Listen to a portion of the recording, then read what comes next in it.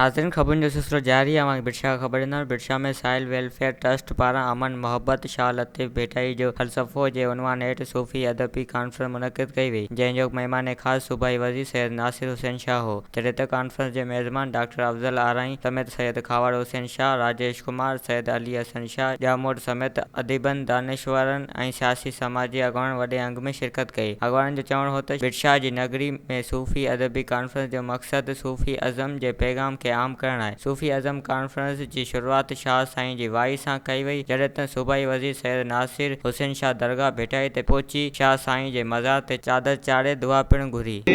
जो भी साजिश की गई या जो भी है, इसकी इंक्वायरी हो रही है और जो भी इस पे मुलविस होंगे उन पर सख्त एक्शन लिया जाएगा। देखें, आप सब भी इस बात के शाहिद हैं कि मुराद अली शाह साहब का किरदार जो है बिल्कुल बेदाग है और इस तरह की चीज़ों में क्रिमिनल से, दीगर लोगों से उनका कभी भी इंटरेक्शन नहीं रहा। ये जो इनका टेन्योर है वो इंशाल्लाह पूरा होगा, वो अपना टेन्योर पूरा करेंगे और उसके बाद इलेक्शन होंगे।